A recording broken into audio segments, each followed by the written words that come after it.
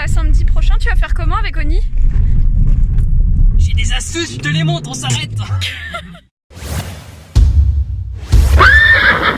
Aujourd'hui, je vais parler de la rhino. J'ai pas trop envie de m'étendre sur le point de vue scientifique, mais ce qu'il faut retenir, en gros, c'est que c'est une forme d'herpès. Aujourd'hui, il y a deux formes qui sévissent. Ça va être la HVE1 et la HVE4. La HVE4, ça va être sous forme grippale et elle dure à peu près de 1 à 2 semaines et elle est plus modérée. Par contre, la HVE1, celle qui sévit un peu plus en ce moment et qui est pas terrible, ça va être sous forme respiratoire. Il faut savoir aussi qu'elle peut avoir de grosses conséquences neurologiques pour le cheval qui peut l'amener jusqu'à la mort. Alors les symptômes, ça va être un trouble de la locomotion, une paralysie du pénis et aussi de l'incontinence. Il faut savoir que c'est aussi une forme avortive.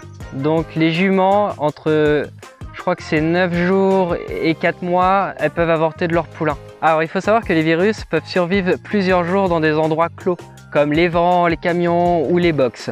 Par contre, dans l'air, elles ne se propagent pas. Donc ça, c'est plutôt un très bon point positif. Donc voilà, c'est un peu ce qu'il faut savoir scientifiquement, entre guillemets. Si vous voulez en savoir plus, n'hésitez pas à vous renseigner sur Internet. Il y a d'autres vidéos qui ont été faites. Comme ça, vous aurez une connaissance un peu plus poussée. Moi, le but de ma vidéo, c'est vraiment pas ça. C'est plutôt de vous donner un peu...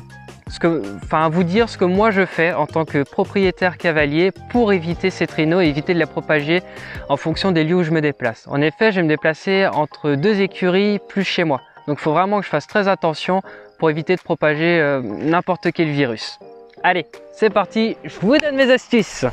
Clap. La première bonne pratique, c'est la vaccination. Donc allez vérifier sur les carnets si votre cheval est bien vacciné pour les deux formes, donc la HVE1 et la HVE4. Il faut savoir que, si je dis pas de bêtises, elle sera opérationnelle 15 jours après le rappel. L'autre point qu'il faut savoir, c'est qu'elle n'est pas fiable à 100%, mais elle va diminuer le risque de 75%, ce qui est déjà énorme. Et si tout le monde le faisait, à mon avis, il n'y en aurait quasiment plus. Clap. Deuxième bonne pratique, ça va être l'hygiène. Vu que je me déplace pas mal, il faut que je fasse très attention à mon hygiène pour éviter de transmettre n'importe quel virus aux différents animaux. Donc ce que je fais, c'est que je change de vêtements à chaque fois que je change d'endroit où je vais voir des chevaux et je me lave aussi. Ça fait pas de mal, une bonne petite douche, surtout quand il fait chaud, on se sent plus propre. Psst, je te dis un secret, au niveau de l'hygiène, partage pas tes brosses, sois radin, tu les gardes pour toi. Et pense-y pour les laver et les désinfecter aussi, ce sera le top du top. Et quand je fais venir un professionnel, je lui demande très gentiment si c'est désinfecté ou s'il a des risques d'avoir des cas dans sa clientèle. J'ai toujours un bidon avec moi et puis au cas où, il peut se désinfecter. Par exemple, mon maréchal lui désinfecte ses outils et ses vêtements. C'est pas forcément obligatoire, mais c'est mieux et ça rassure, donc c'est bien. Ton papa quoi. Mon papa. Clap.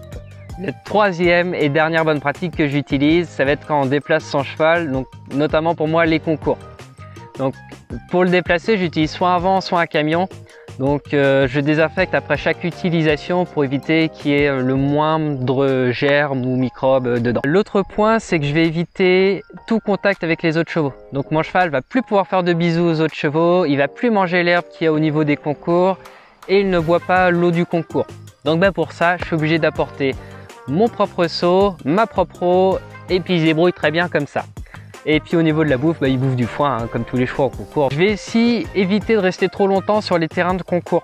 Donc ça veut dire que dès que je peux, je pars, comme ça je limite le risque. Et puis honnêtement, j'aime pas rester 3 ans sur les concours. J'aime bien faire mon truc, regarder d'autres passants, et puis après je rentre, et puis c'est très bien. Ou alors sinon je reviens, mais sans mon cheval. Je vous ferai un vlog sur les concours, vous allez voir, ça va être du topissime.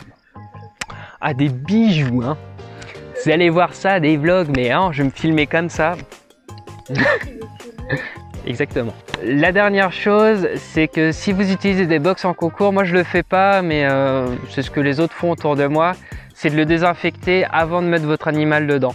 Et d'ailleurs, même quand il n'y a pas la rhino ou autre, c'est toujours bon de le faire. Comme ça, vous êtes sûr que votre cheval il va dans un milieu sain et il n'y a pas de problème.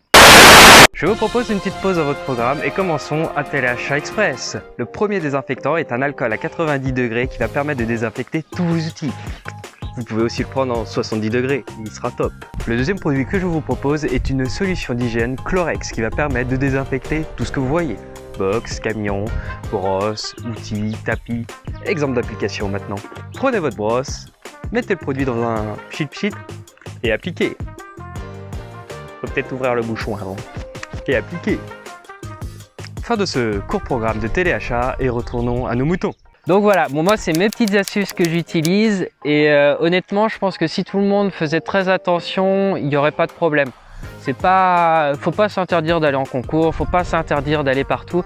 Par contre, faut juste respecter quelques petites consignes et quelques petites règles qui va permettre d'éviter de propager ce virus. Bon, bah merci de m'avoir supporté et m'avoir écouté jusqu'à la fin de la vidéo, c'est très gentil. C'est juste mes petites astuces, ça n'a aucune prétention, mais je pense que si tout le monde avait des petites rigueurs comme ça éviterait que le virus se propage. Donc comme j'ai dit tout à l'heure en commentaire, tu me dis ce qu'on peut rajouter. Si tu as kiffé la vidéo, tu mets un pouce bleu et partage à tout le monde sans modération. Et puis on va en concours, il y en a marre.